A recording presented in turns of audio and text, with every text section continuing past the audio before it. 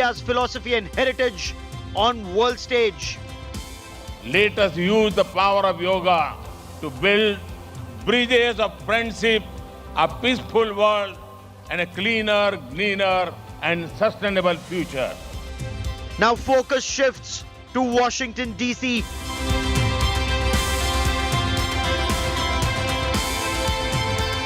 From world peace to weapons of war, that's our top focus on India First. There were people from 135 countries in the North Lawns of the United Nations headquarters in New York celebrating yoga together. This was India's culture, India's philosophy, and India's heritage on world stage. Yoga for physical health, mental health, emotional health, and spiritual well-being. But from here, the focus shifts to the nuts and bolts of hardcore diplomacy and weapons of war for lasting peace. The Prime Minister is currently en route Washington D.C. He's emplaned from New York. I'm Gaurav Sawant. We have the finest team of journalists on ground zero. Rahul Kanwal, Geeta Mohan and Shweta Singh continue to get us the latest. But first, as always, the headlines. Prime Minister Narendra Modi leads the mega Yoga Day celebrations at the United Nations headquarters in New York, creates a world record for people of most nationalities doing yoga together in one place.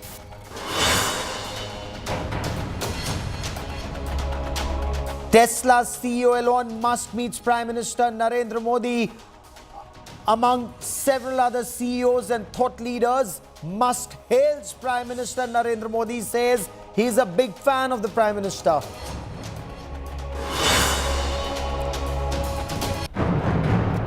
Manipur tensions rage on for 50 days and counting. The Congress and the Trinamool Congress hit out at the centre, demand that Prime Minister Narendra Modi breaks his silence on the violence.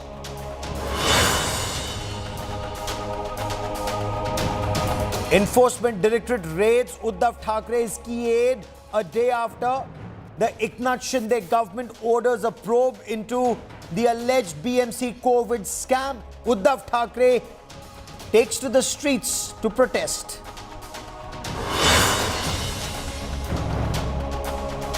Senior NCP leader Ajit Pawar asked his party to relieve him from his position as Maharashtra's leader of opposition seeks a different role.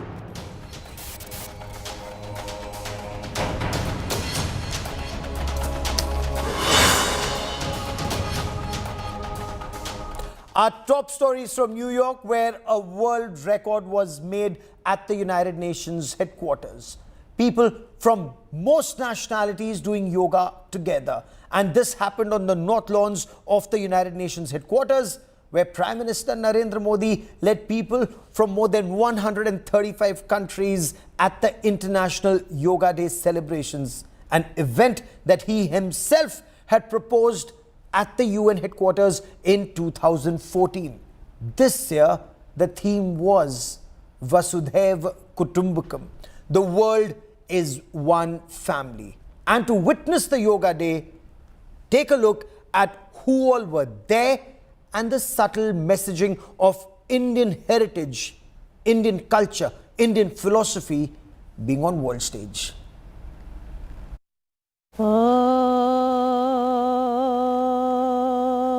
Prime Minister of India leading representatives of 180 countries in celebrating Yoga Day at the United Nations headquarters in New York. The biggest flex of India's soft power.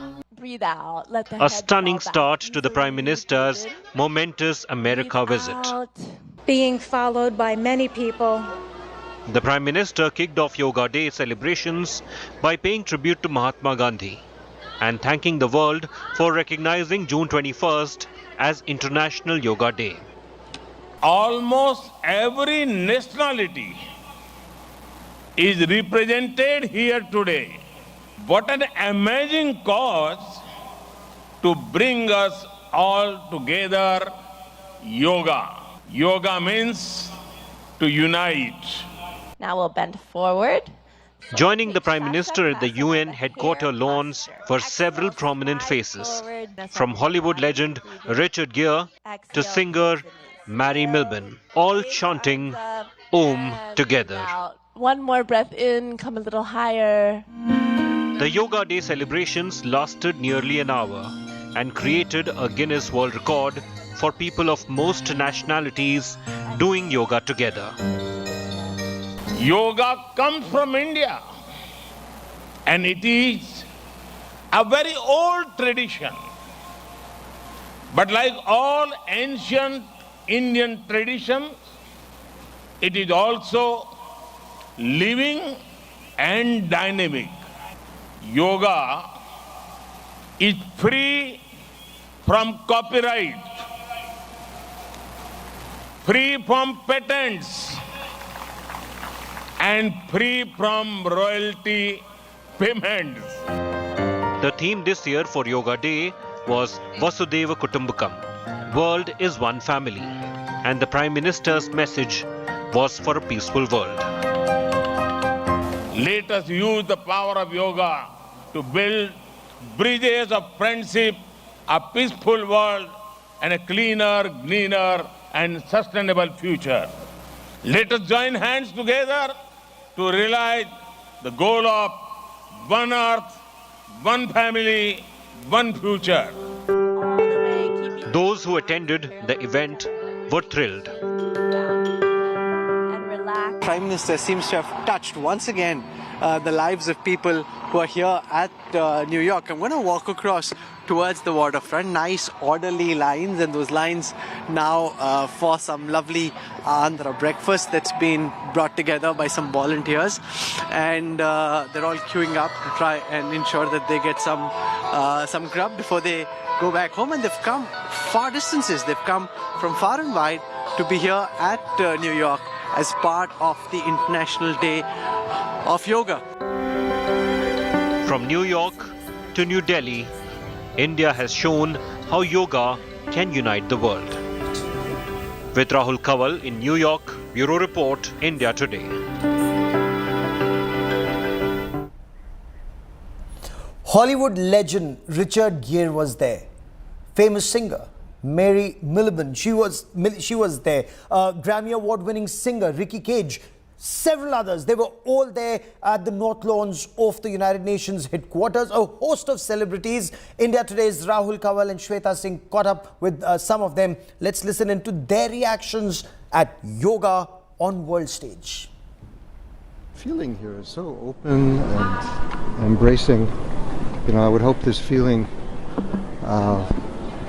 intoxicates this entire building, the sense that we are responsible for each other.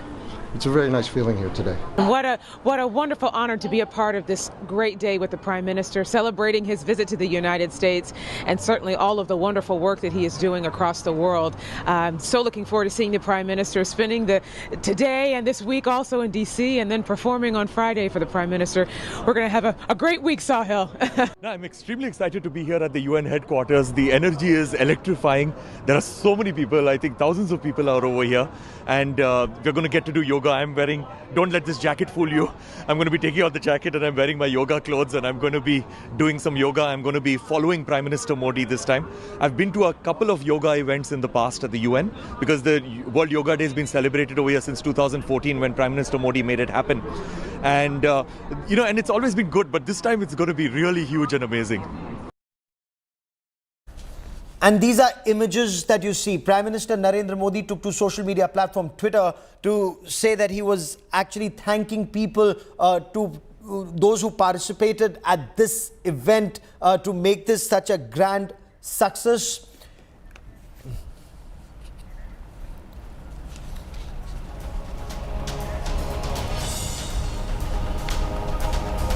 This was India's soft power on display in New York. The focus, of course, now shifts to hard power in Washington, D.C. Prime Minister Narendra Modi tweeted to talk about the universal appeal of yoga, bridging nations and culture for common goals of health and peace. But before we talk about the Washington D.C. leg of the state visit, joining me on India First from New York is Annalise Richmond, the yoga teacher and instructor from the Art of Living School. And Annalise conducted the yoga celebrations at the UN headquarters. She joins me live from the UN headquarters. Annalise Richmond, welcome on India First. I see this big smile on your face. What was it like to lead yoga celebrations at the UN headquarters, especially with Prime Minister Narendra Modi and thousands of people following your lead? Namaste. Thank you for having me. Namaste. It was quite an honor and a privilege. It was really a delight to lead the yoga and the breathing techniques and meditation with Prime Minister Modi ji in our midst. He is a very ardent practitioner. You can see the sincerity with which he practices, and I really admire the fact that he has brought yoga and meditation across the world as a universal practice, which it is, and he's really helped bring that wisdom to the world.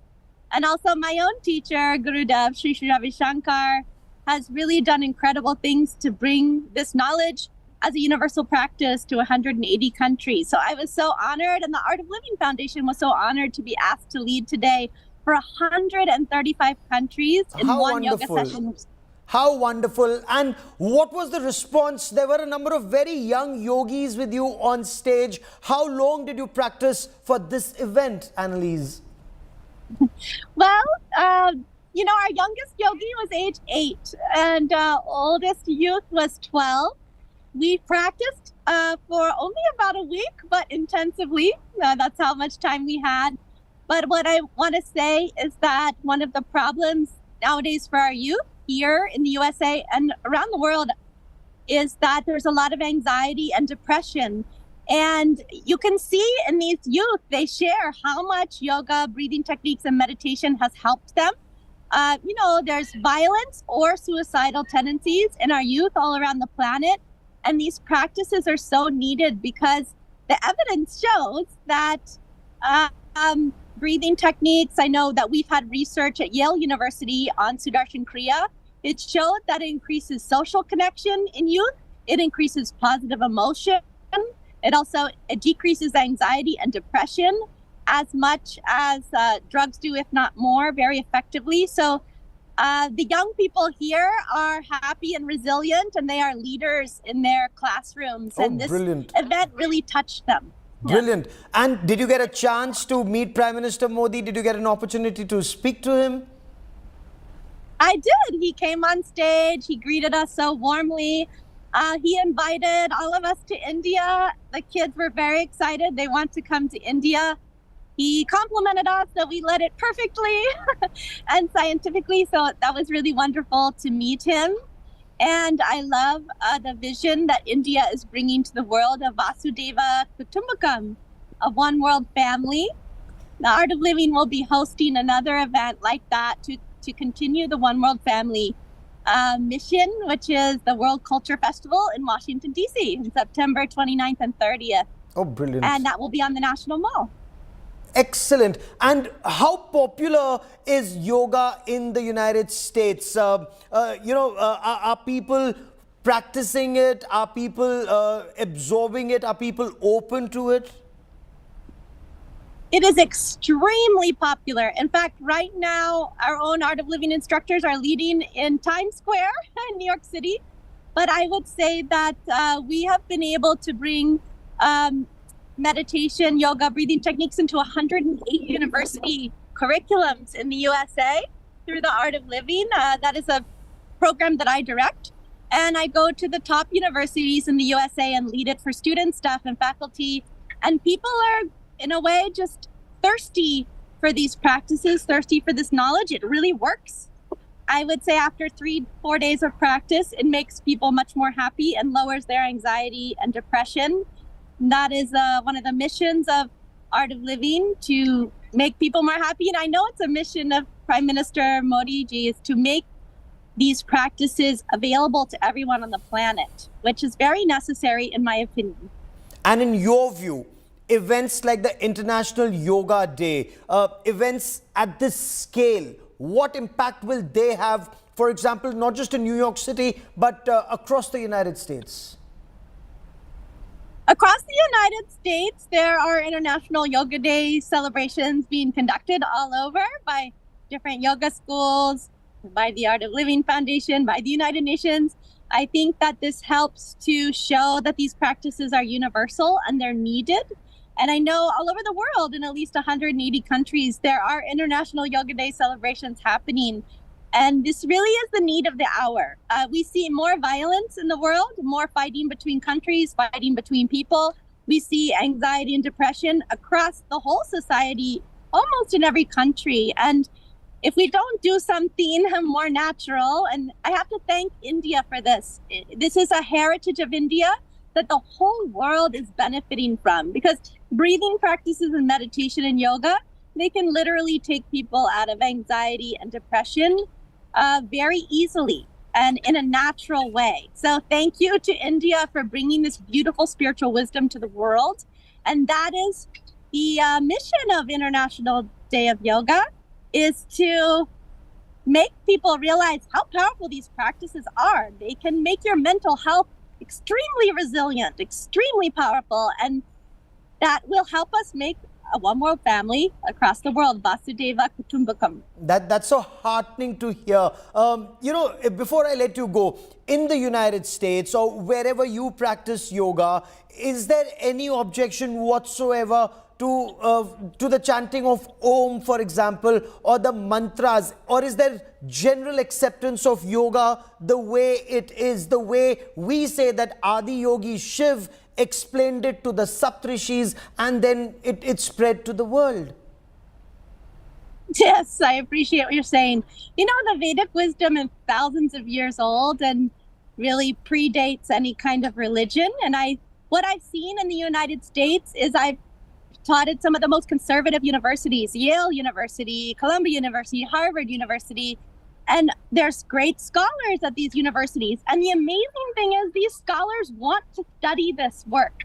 We've had a number of clinical trials and studies on sky breath meditation, or in India called Sudarshan Kriya. Yes. And it's been shown to be one of the most powerful evidence-based practices on the planet. In our Yale University study, it was shown to be much more effective than mindfulness-based stress reduction. Yes. It showed much more effective responses on depression, anxiety, and social connection and positive emotion. So I think that is widely accepted in the world. Any business I go to, they ask me to lead meditation at lunchtime, breathing techniques at lunchtime, because people know that it works. And when people are more happy through these techniques, they're more productive, and that affects the bottom line. So this is very important, even to businesses, that their employees are more happy. So you would see businesses, schools, universities adopting this across the world. It will happen. And again, thank you to India for making it happen. Annalise Richmond ji, for joining us here on India First. Many thanks. Namaste. And you're actually the yoga guru who's taking India's culture, India's heritage and philosophy across 7 seas to newer shores. Thank you very much. And I'd like to thank my own guru and teacher, Gurudev Sri Sri Ravi Shankar, for passing on this wisdom to me and training me. Thank you so much. Thank you so much, Annalise Richmond on India First. Many thanks. I now want to quickly cut across to Washington D.C, where India Today's Foreign Affairs editor Geeta Mohan is standing by. Prime Minister Narendra Modi will be landing soon in Washington D.C. And Geeta, this is where, from all the talk of world peace, the conversation now will be more on the nuts and bolts of diplomacy and checkmating a hostile country like China, Geeta.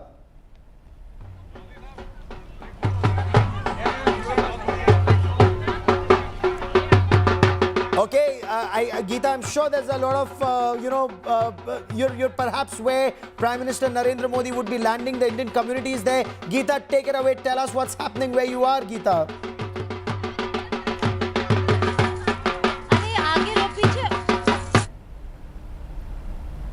And these are live images that we are getting to you from Washington D.C. Prime Minister Narendra Modi is en route Washington from New York. He's likely to land in about another 15 to 20 minutes from now is what we are being told. Two images on your television screen. A short while back, the Prime Minister in plane for DC. The state visit, the second leg or the official second leg of that visit begins now. The Prime Minister is a state guest. This evening, there is a private dinner at the White House. The Prime Minister would be meeting US President Joe Biden and the First Lady Jill Biden, Dr. Jill Biden. After that, there is a private dinner tonight. Several other engagements for the Prime Minister's science and technology initiatives.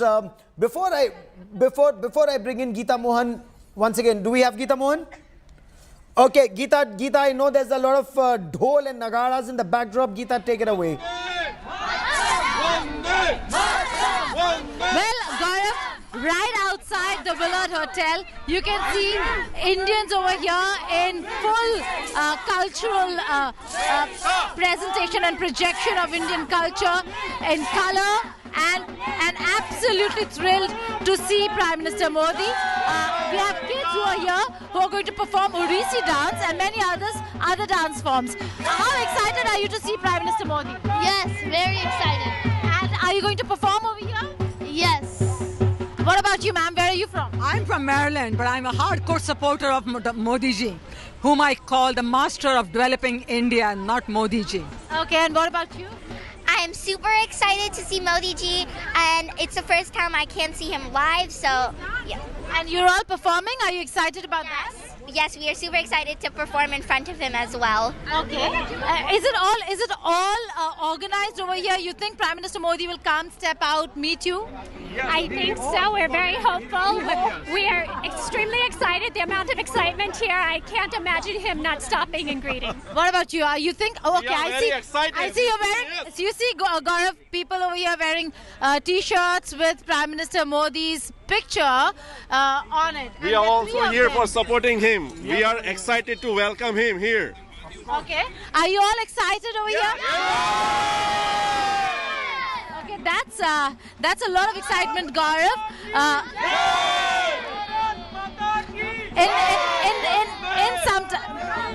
In some time from now, Prime Minister Modi will be landing here in Washington D.C. and then will be arriving here at the Willard Hotel. We are right at the entrance of where Prime Minister Modi would be entering the hotel from. That's not the main entrance, but the rear entrance, and this is where Prime Minister Narendra Modi will be entering the hotel from. And the people over here quite excited. They're waiting. They knew that Prime Minister Modi will be entering from this very door. But also, Gaurav, it's raining in DC. You see, we know that a lot of the preparations have gone down in the rain, but it has not dampened their spirit. They're still quite upbeat about meeting Prime Minister Modi, or at least seeing him. You think the rains have spoiled your spirit? No, nothing has spoiled our spirit. Are you kidding? No, nothing. Not at all? Not at all. It's normal for us. We love it's normal for them, Gaurav, is what they're saying. That their spirits have not been dampened by the rain, that they'll continue standing here waiting for Prime Minister Modi when he arrives. He did step out, and there was a moment when in New York people thought he's not going to really go and meet and greet them like he normally does. But then he actually came out of the hotel and met them. Over here, let's see what really happens. But people over here quite confident that Prime Minister Modi will step out of his car and come and meet the people here. We do not know whether if that certainly is going to happen or not, given the weather conditions. But something that Prime Minister Narendra Modi does not really miss, or makes it a point to make it part of his entire engagement with the Indian diaspora, which includes meeting and greeting them outside his hotel. Geeta, the Prime Minister has a private dinner with the US President and the First Lady later this evening. But what all is on the cards the moment he lands? Because he literally hits the ground running. He did that in New York. He's doing that in Washington, D.C., Geeta. Well, Gaurav, an important question because, yes, he does have the state dinner, but that's later in the evening. There could be a few meetings. Now, in the course of the next few days, there are a few crucial one-on-one meetings that will take place between Prime Minister Modi and some top business honchos, or for that matter, some very important prominent leaders here in Washington, D.C. Allow me to just clear the lens a little because it is fogged up, and I'm going to ask. Okay. There you go. Is that better? No, it's not. It's always perfect, okay, Geeta. Go on. That, Gaurav, because it's quite. Is that better? Yeah. Okay. Yeah. So, a lot of over the next few days, there is going to be a lot of important engagement with prominent leaders here in Washington D.C. and that will take place between his important events. So, between him landing and the state dinner, there could be a few meetings, and then again the same will follow next day and the day after, which is after or between every event. There could be very important meetings that will take place. What I'm given to understand and what we've learned is that he does have two very important meetings. One is with Boeing and the other Micron. These are two very important meetings, Gaurav. India has just signed a very important deal with Boeing, but Micron is the big counter-China offensive on the economic front, so to say, because when India and the United States of America started discussing cooperation in the semiconductor chip industry, Micron certainly, and conversations with Micron certainly would is one of the very important areas looking at alternatives and a resilient supply chain in the technology and software industry. And so the conversation with Micron is not just to do with what they can do for India in terms of supplies. It's also about how India can look at manufacturing the chips as well. So investments, a lot of engagement and conversations about investments would take place here in Washington D.C. when Prime Minister Modi meets the top leadership of the country, as also the top leaders from various sectors. Geeta, stay on with me if you can. It would be great to continue talking to you. Of course, there is a lot of dhol and nagaras in the backdrop. I now want to quickly introduce our guests on the broadcast. Ambassador Veena Sikri joins us on the broadcast. Lieutenant General Rakesh Sharma joins us on the broadcast. Both watching the India-America relationship very closely, both acutely aware of the situation both India and the United States face vis-a-vis China. But on India's soft power first, let's remain on India's soft power for a moment. And Ambassador Sikri, what impact do events like the International Yoga Day at the UN headquarters have in taking India's soft power or taking India to the world, Ambassador Sikri? Absolutely fantastic. I think that the yoga demonstration at the UN headquarters in New York this morning was an outstanding example of the successful soft power projection through yoga that India has achieved over the last 9 years. This is the 9th International Day of Yoga. It was one of the first initiatives of Prime Minister Modi way back in 2014. It received support at that time, an enormous number of co-sponsorships. But today we saw in practice that the people who had co-sponsored, 135 nations, actually came there and broke the world record. There was the largest number of different nationalities doing yoga at the same time. And what was absolutely amazing was that the people who were doing yoga were clearly people who had studied it. They were not just, trying to hurriedly imitate the instructor, but they knew what they were doing. And I think it's wonderful that the instructor, Annalise, whom you interviewed just now, she's from the Art of Living, which is shows that the excellent work that the Art of Living has been doing. She explained yoga on Indian terms. She did not try in any way to westernize the presentation of yoga. She used the correct explanation, the correct nomenclature for the asanas, the Makar asana, the Shavasana, the pranayam, the Lom Vilom, all that she explained it so beautifully, and the different kinds of breathing, the Kapalbhati, the Brahmari, all that. So it was quite tremendous that she was very careful that India's civilizational heritage should be presented in the correct light, in the way it is, in order that countries of the world should benefit from it. So I think it was a great example, and I think that Prime Minister Modi's own brief presentation there was remarkable, because he said there's no copyright, there is no patent, there's no royalty on yoga. The world can benefit, and it's for humanity, because you come to peace with your inner self when you do yoga. So it brings peace to individuals and to the world. And you begin with Om. She did the chanting of Om. You end with Shanti, asking for peace for everybody, peace, good health, well-being for everybody. She did that. And one could see how the people who were there, very large numbers, were absorbing it and enjoying it. Very interesting. Yes, you're absolutely right. Even the UNGA president, the way he spoke of yoga, the fact that his daughter is a practitioner, and he said he's learning so much about how the Indian philosophy is all about living in harmony with the environment. General Sharma, India's soft power, India's philosophy, India's heritage on the world stage, does it bring any advantage to India in any which way? So, firstly, I agree. This was a great event. It's one of the greatest events that we have seen in a lifetime. Despite all the addresses that Prime Minister Modi has been doing to the diaspora, this was one great event. And, it stood out in a manner that, it's ununderstandable. To us, it was goose pimples to see the kind of response that we got in United Nations, and salutations to the organizers to have organized it in that manner.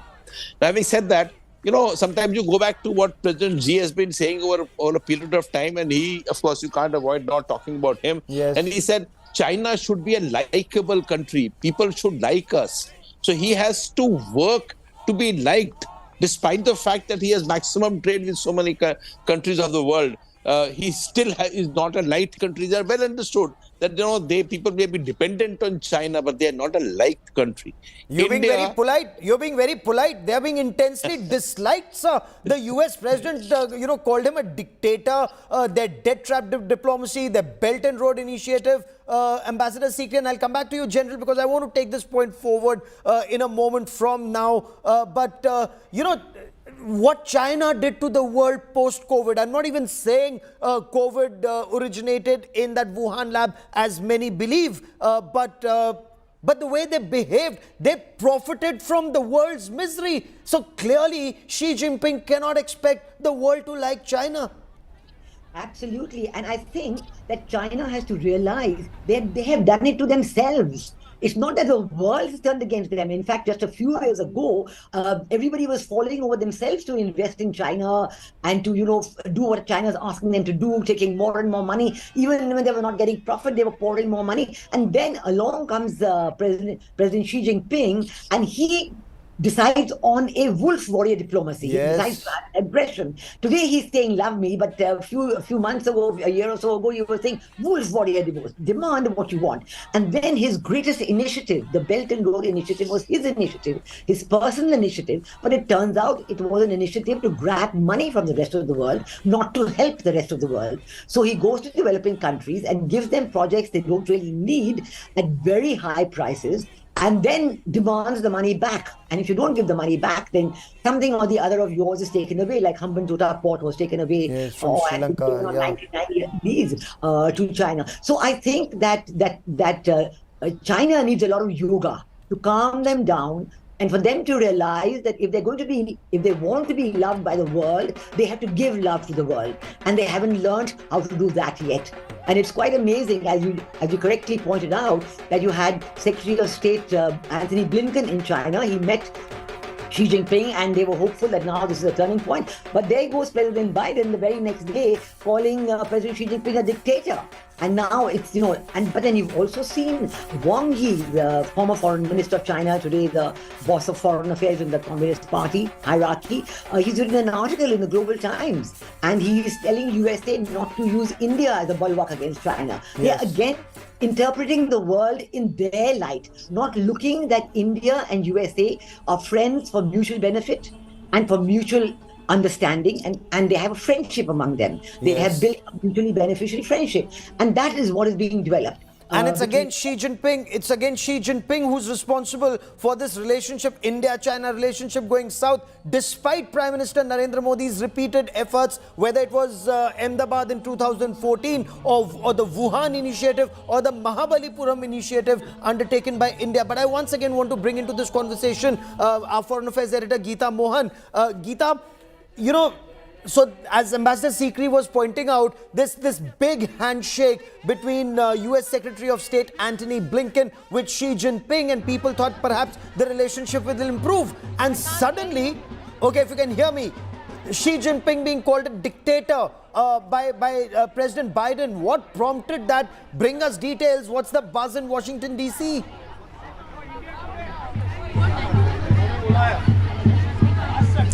Gaurav, I couldn't understand the question. If you could just repeat yourself. The fact that Xi Jinping has been called a dictator by President Biden, what's the buzz? What's the buzz in DC? Well, Gaurav, the fact that United States of America and China, when it comes to their ties, they are at their lowest. They have reached another point. But so have relations between India and China. At such a point, when you see Prime Minister Modi coming to the United States of America and a state visit being accorded to the Indian Premier, it is very clear where the alliances and strategic interests lie. So India and the United States of America are certainly working together on the China front as well. While both countries have been maintaining that they need to continue engaging China, and China continues to remain a very important part of the supply chain, global supply chains. But that does not take away from the fact that it is time for countries such as India and America, who have shared interests, if not shared values, to come together and ensure that there is an alternative to the now prevalent or existing supply chains, that India becomes an important part of that. And while President Biden has called President Xi Jinping a dictator, it is only now. We do not know how things will pan out for China and for the United States of America. Gaurav, you've known, every time you've asked me these questions, I always take it with a pinch of salt. Today they are sworn enemies. Tomorrow they could well be allies, or at least competitive partners. So and we've seen that in the past as well. So for now, yes, Xi Jinping a dictator for America, and so is Vladimir Putin. But we do not know how the engagements are going to be. This is coming when Antony Blinken just visited China. So we'll have to wait and see how that really pans out. This is a relationship that has its own ups and downs. India should be very careful in taking these statements as statements that is maybe positive for India. It certainly isn't. Okay, the fact that Chinese President Xi Jinping has been called a dictator by the US President, General, at a time when Xi Jinping, as you say, he wants to be liked, he wants China to be liked, the American president calls him a dictator. General, the world is calling out China for what China has done to the world, whether it's Belt and Road Initiative or debt trap diplomacy or wolf warrior diplomacy. How is China likely to take this? How would China be viewing the India-US tango?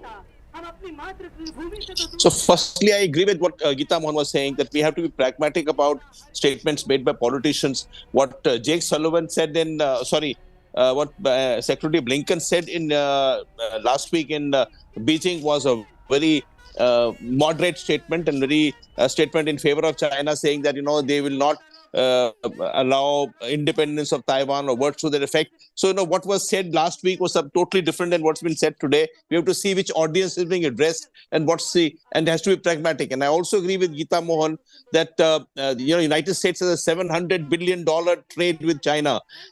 In case the trade wanes in any manner, the inflation with the United States will go berserk. And also the business interests will go away. So there has to be a pragmatism to understand what is happening at various levels and various layers between United States and China.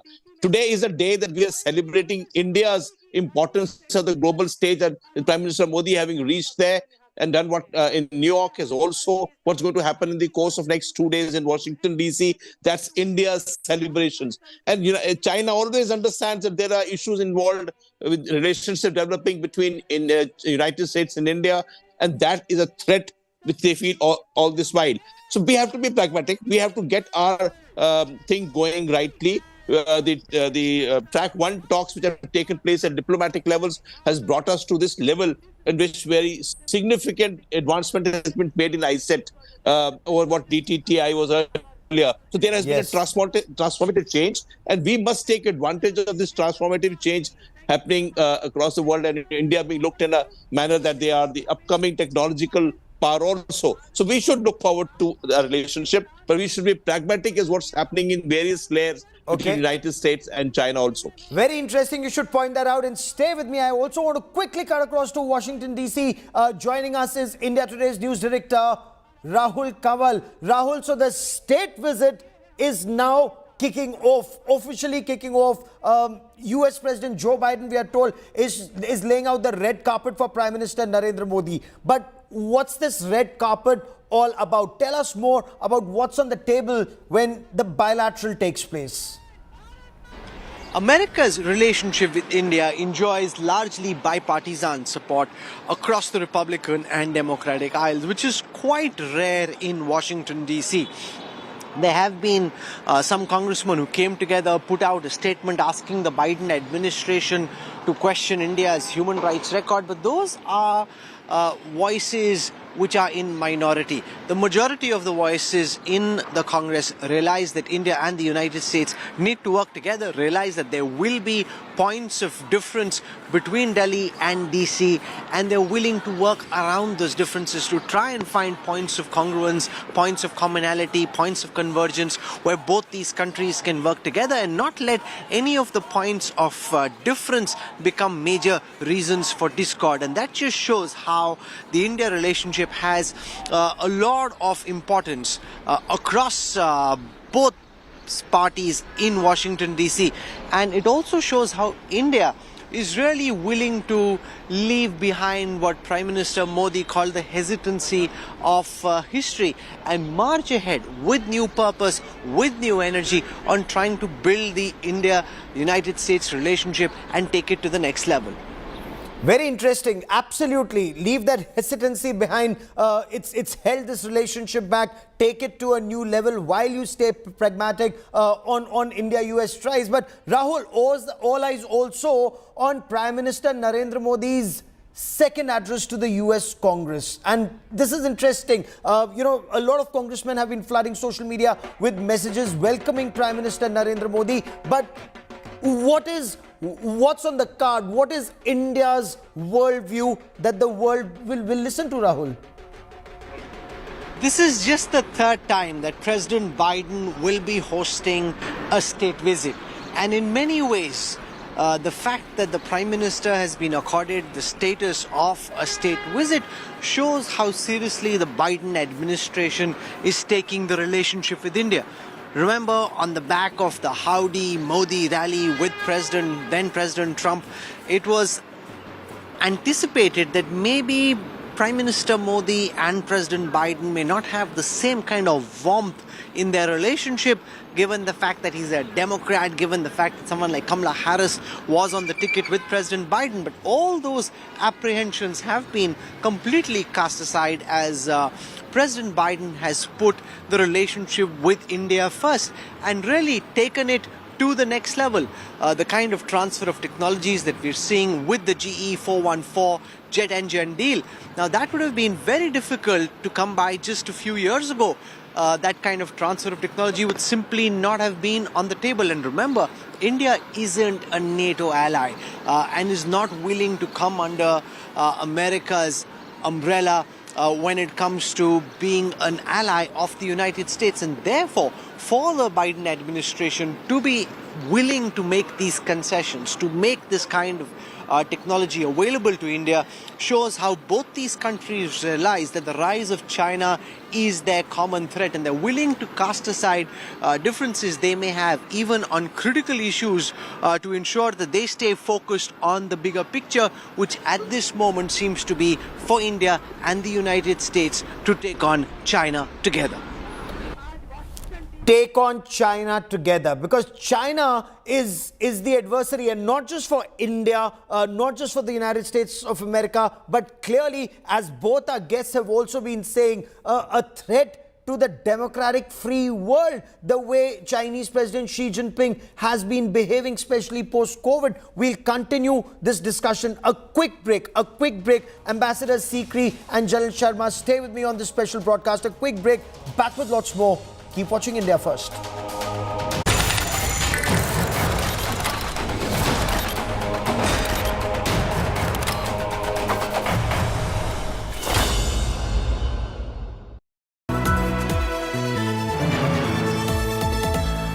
The best colleges of the country. Which one will boost your aspirations? From courses to placements, know them all. India Today Best Colleges Survey 2023 issue out this Friday, 23rd June. Subscribe now to indiatoday.in/subscribe and get freebies worth 2,700 from your favorite brands.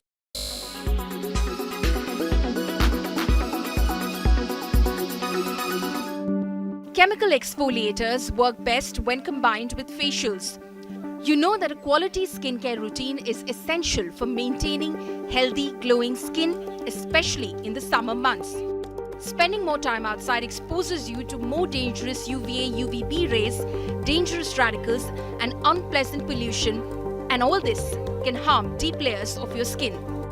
The one behavior that by the end of the summer will genuinely improve your skin: regular facials. Summer is the perfect time to pamper your skin and give it rejuvenating and refreshing boost. With hot and humid weather out there, it's important to choose facials that not only give you a glowing skin but also soothe and cool it.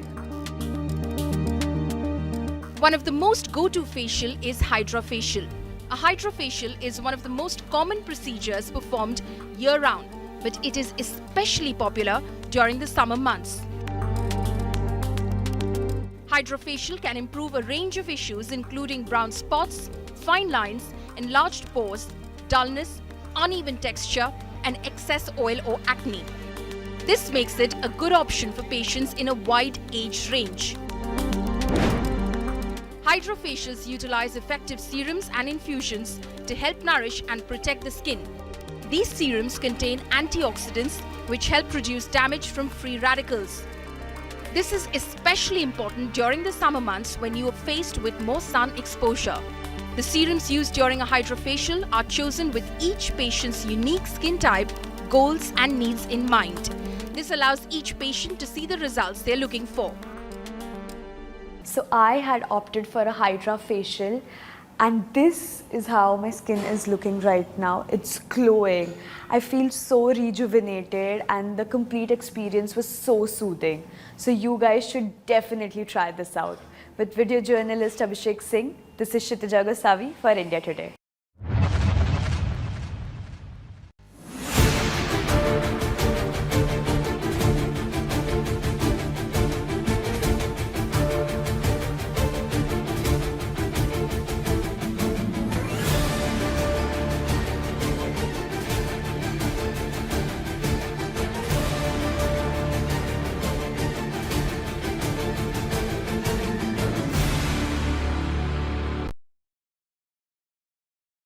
Quality today.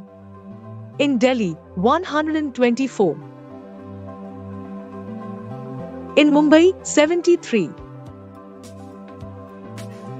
In Kolkata, 69. In Bangalore, 57. In Chennai, 89. In Hyderabad, 76.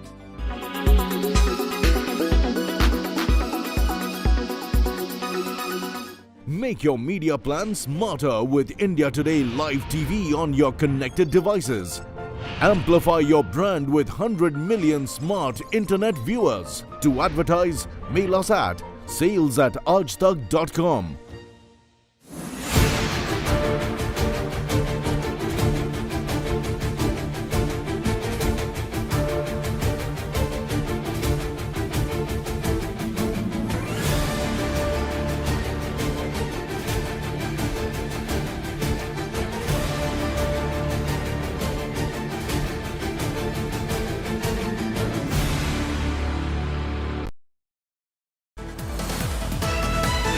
Prime Minister Narendra Modi's aircraft Air India One has landed in Washington D.C.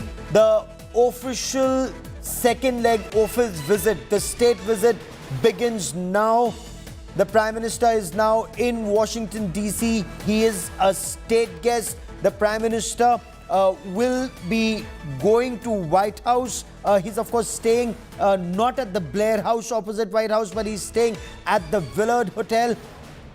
The Prime Minister will also be visiting various science and technology initiatives, interacting with students. He will be visiting, he will be with the US First Lady, Dr. Jill Biden. He's landed in Washington D.C. In a moment, we will be joined by India Today's Foreign Affairs editor, Geeta Mohan. Now, this is where the Prime Minister will also have his one-on-one meeting with the US President, Joe Biden. I want to quickly cut across to Geeta Mohan. Geeta, take it away. What happens now? What else on the Prime Minister's agenda today? Well, Gaurav, I'm right outside the Willard Hotel. Prime Minister Modi has landed in some time from now. It will take a while. He will be here. But look at the youngsters over here, all so excited. A lot of them have come from very far away places. This is a gentleman who's come from Iowa. Where have you come from? I live in DC only. Okay. And what an excitement. Modi ji, we welcome you. We are looking forward for it. You are awesome. We love you, Modi ji. Okay, aap bataएं. Hi, my name is Deepika. We are here in Washington DC. Welcome to the Modi ji. And where are you from? I'm from Massachusetts. My name is Ashmita. I'm 13 years old. I'm going to be performing the Odissi dance, and it'll be amazing to perform in favor for Modi ji. So it's rained. Is it a little disappointing that it's raining? It's definitely a bit disappointing that it's raining, but it's going to help with the feel. It's going to help with the feel is what they're saying, Gaurav. It has really not dampened their spirits. Look at her wearing a rain gown. But waiting. She does not want to get wet and be cold. So being very careful. But a lot of youngsters over here, a lot of kids who are going to perform for Prime Minister Modi when he arrives. Like I was saying earlier, he normally steps out of his vehicle and comes to greet the Indian community. We'll have to wait and see in the weather conditions that we're seeing right now, whether if he is going to step out or not. In all probability, he will. And the kids will get an opportunity then maybe to show all the weeks of practice and will perform various kinds of dance forms.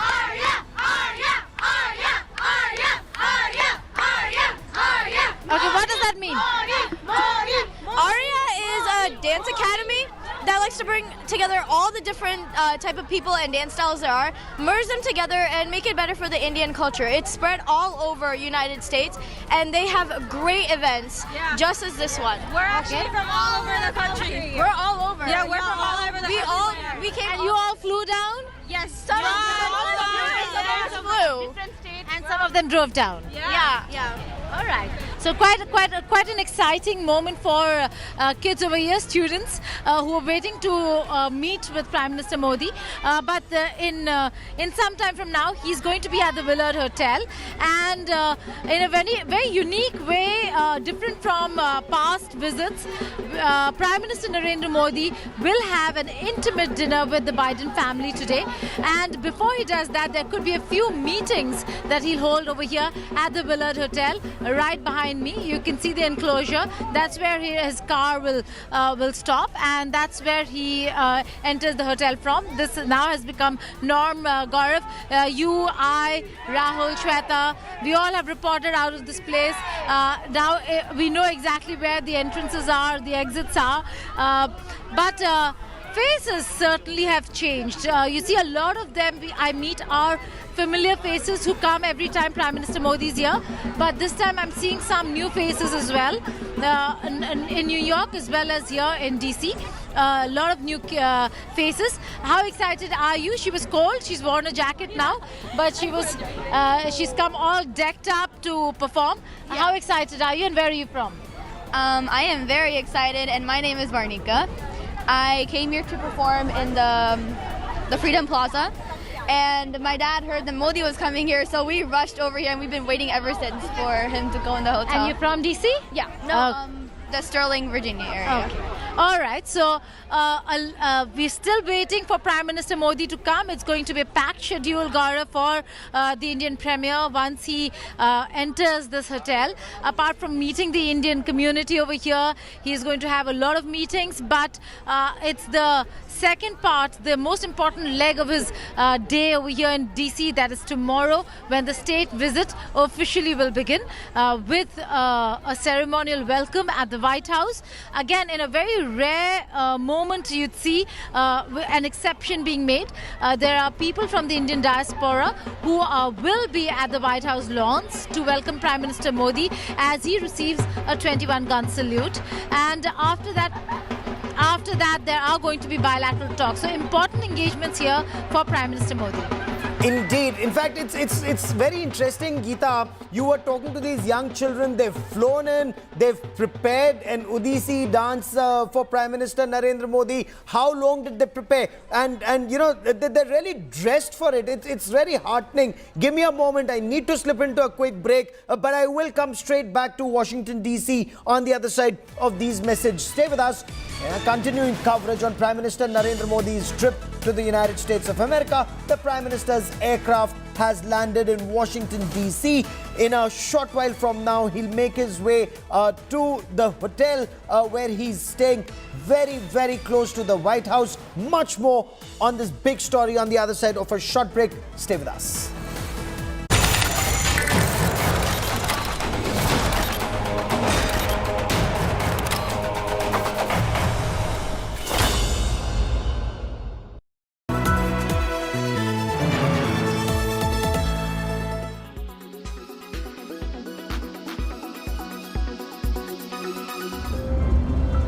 While some of the drivers and conductors of Haryana roadways are infamous for their arrogance, Sukhbir Chotiwala is a pleasant aberration. Sukhbir, who hails from Rithal village of Rohtak, works as an operator of Haryana roadways. Working since 2017, Sukhbir makes sure his passengers are comfortable.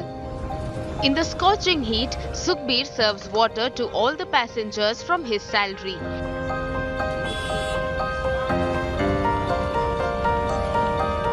मेरी duty Jaipur root पे लगी थी, सोनीपत से Jaipur.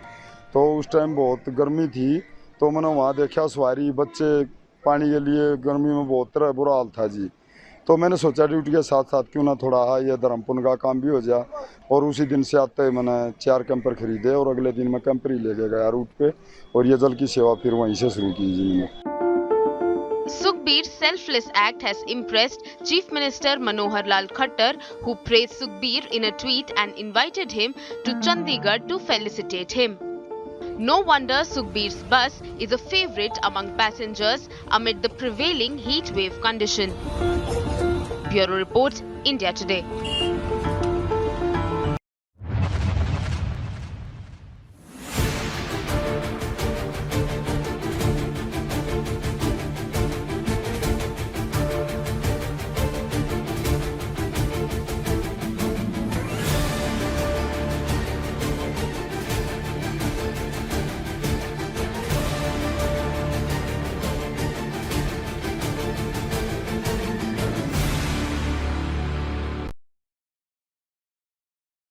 Weather forecast now. Delhi, maximum 40 and minimum 26 degrees. Mumbai, maximum 33 and minimum 28 degrees. Kolkata, maximum 37 and minimum 28 degrees. Bangalore, maximum 26 and minimum 22 degrees. Chennai, maximum 32 and minimum 25 degrees. Hyderabad, maximum 35 and minimum 25 degrees.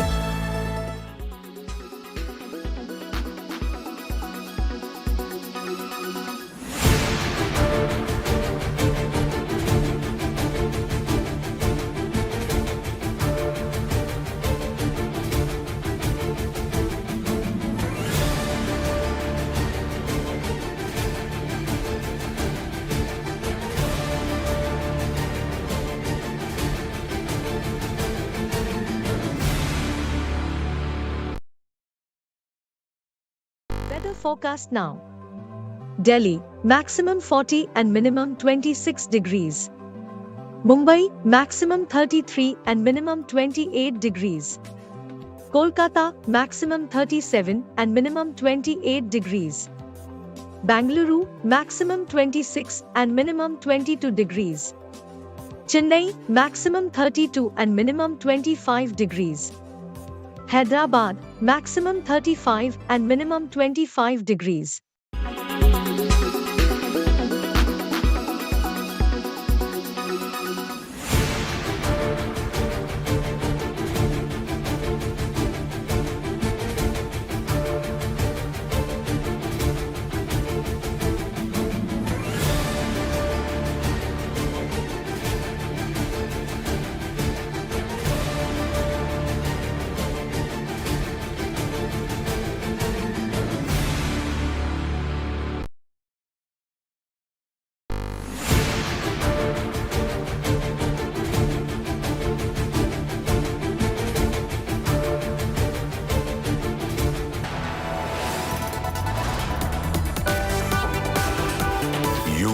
Watching India Today.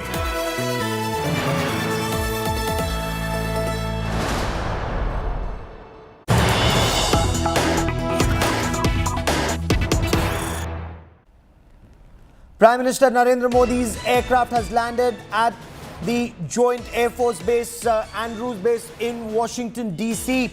In a moment from now, we will get you images of the Prime Minister's aircraft.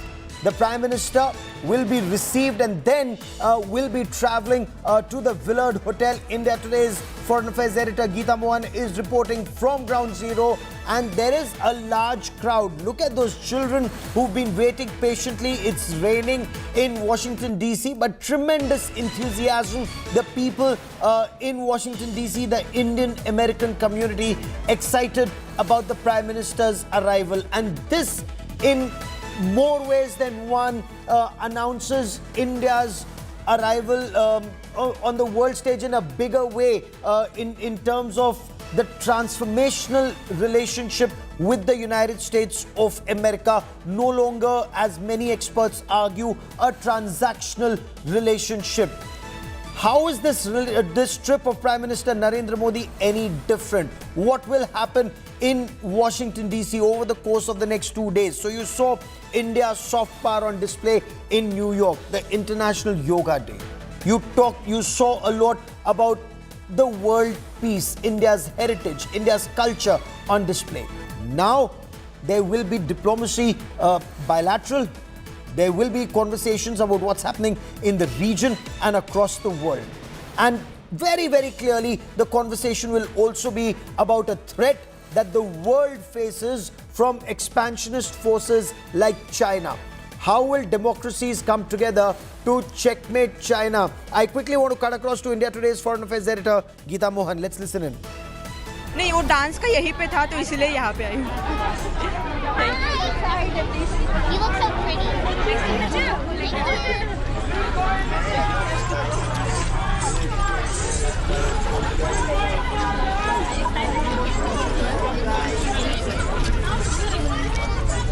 The Willard Hotel, you can see Indians over here in full cultural presentation and projection of Indian culture in color, and absolutely thrilled to see Prime Minister Modi. We have kids who are here who are going to perform Odissi dance and many other dance forms. How excited are you to see Prime Minister Modi? Yes, very excited. And are you going to perform over here? Yes. What about you, ma'am? Where are you from? I'm from Maryland, but I'm a hardcore supporter of Modi ji, whom I call the master of developing India, not Modi ji. Okay, and what about you? I am super excited to see Modi ji, and it's the first time I can see him live, so yeah. And you're all performing? Are you excited about that? Yes, we are super excited to perform in front of him as well. Okay. Is it all organized over here? You think Prime Minister Modi will come, step out, meet you? I think so. We're very hopeful. We are extremely excited. The amount of excitement here, I can't imagine him not stopping and greeting. People over here wearing T-shirts with Prime Minister Modi's picture on it. We are also here for supporting him. We are excited to welcome him here. Okay. Are you all excited over here? In some time from now, Prime Minister Modi will be landing here at in Washington D.C. and then will be arriving here at the Willard Hotel. We are right at the entrance of where Prime Minister Modi would be entering the hotel from. That's not the main entrance, but the rear entrance, and this is where Prime Minister Narendra Modi will be entering the hotel from. And the people over here quite excited. They're waiting. They knew that Prime Minister Modi will be entering from this very door. It's raining in DC. You see, we know that a lot of the preparations have gone down in the rain, but it has not dampened their spirit. They're still quite upbeat about meeting Prime Minister Modi, or at least seeing him. You think the rains have spoiled your spirit? No, nothing has spoiled our spirit. Are you kidding? No, nothing. Not at all? Not at all. It's normal for us. Their spirits have not been dampened by the rain, that they'll continue standing here waiting for Prime Minister Modi when he arrives. He did step out, and there was a moment when in New York people thought he's not going to really go and meet and greet them like he normally does. But then he actually came out of the hotel and met them. Over here, let's see what really happens. But people over here quite confident that Prime Minister Modi will step out of his car and come and meet the people here. We do not know whether if that certainly is going to happen or not, given the weather conditions. But something that Prime Minister Narendra Modi does not really miss, or makes it a point to make it part of his entire engagement with the Indian diaspora, which includes meeting and greeting them outside his hotel. Okay, Geeta, I'll come back to you for more in a moment from now. We'll also be joined by India Today's news director Rahul Kanwal in just a moment from now. But I also want to introduce our guests on the broadcast. We have Air Vice Marshal Arjun Subramaniam, a very well-respected military historian, joining us on the show. I also have with me Sushant Sareen, Senior Fellow at the Observer Research Foundation. Air Marshal Subramaniam, in your appreciation, we saw India's soft power in New York. What is it that would be a key takeaway for you in the Washington leg of the Prime Minister's trip? You see, I think in the Washington leg of the Prime Minister's visit, there will be two aspects which will come out very clearly. One is that I think India's relationship with the United States of America will come out into the open, that it's going to be a combination of both a transformational as well as a transactional relationship. The second point that I think will be driven home is a question of reiterating the shared threat that the United States and India face in a global environment that is seeing an increasing fragility when it comes to maintaining a rule-based world order. That's the second. And for me, the most important thing over the last 10 years that I've seen progress in leaps and bounds is military relationship that the United States and India have developed over the last 2 decades. And that has been truly transformational. In the sense, that relationship actually reflects the strength of the emerging Indo-US strategic partnership. Okay. Hey, Vice Marshal, give me a moment as we reestablish that link with you and as we look at these images at the Andrew Joint Air Force Base in Washington, D.C. And the second image that you see is of the reception for the Prime Minister outside the Willard Hotel in Washington, D.C. once again. But Sushant Sareen, this is also a day where Sajid Mir, a terrorist, a terrorist involved in 26/11 Mumbai terror attacks, India and America sought to have him sanctioned. China vetoed it. So that's a reality check of you attempt to checkmate China. China and Pakistan are there to checkmate India. Yeah, Gaurav, but this is not new news. They have been doing it right from the time the 26/11 attacks happened. If you remember, even shortly after 26/11, the Chinese obstructed the designation of Hafiz Saeed as an international terrorist. They've been doing it all along. They've been doing it to every single Pakistani whose name comes up before the United Nations. And I've often said this, and I have no compunction saying it again. China is clearly one of the biggest supporters of terrorists the world over, especially in this region, especially of Pakistani terrorists. But look, this is where the dichotomy in the Chinese position comes. The Chinese have been part and parcel of the FATF, which really, squeezed the Pakistanis to shuck up on Sajid Mir. If you remember, the Pakistanis had declared that Sajid Mir did not exist. Yeah. Then they said he existed, but he had died. Then they said he had died, we found his grave. Then they actually, took him out of the grave and made him alive. The only person, in living memory who has been resurrected from the grave. And he apparently is now, supposedly at least, he's in jail. Now, the Chinese were part and parcel of, the squeeze that was put on the Pakistanis because Sajid Mir is a terrorist. And then for the Chinese to go in the UN and say that they are not going to be party to declaring this guy as a designated terrorist, or that they are looking for more information on this character, it's nothing short of being utterly disingenuous. Absolutely. And duplicitous. So it's very clear what the Chinese game plan is. The question, however, Gaurav, is what is our game plan on how to deal with the Chinese?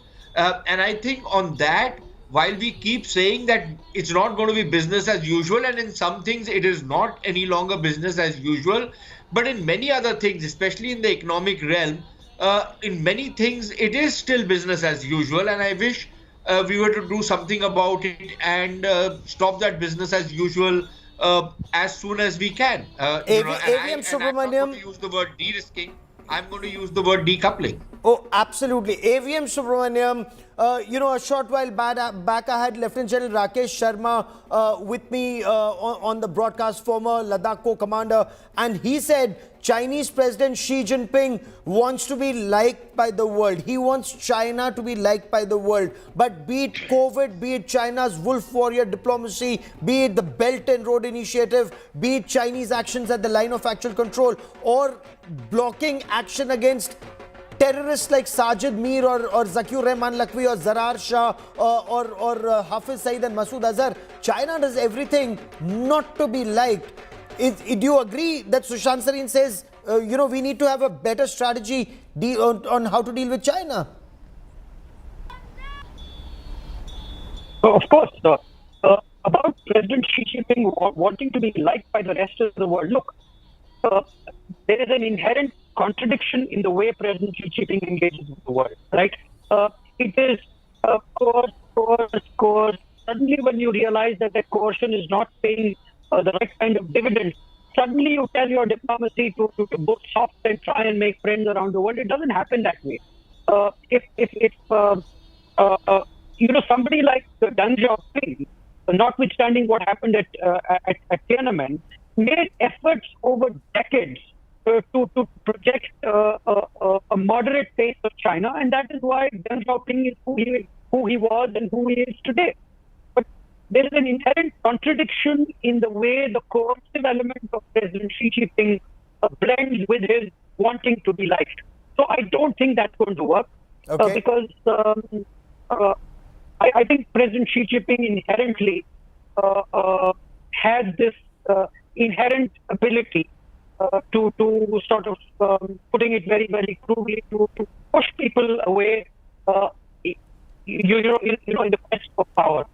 And that's one thing. And when India's strategies, I have always talked about developing asymmetric strategies against a more powerful adversary like China, and building on your own strengths rather than attempting to match China when it comes to building capability or when it comes to reducing the gap that exists in technology.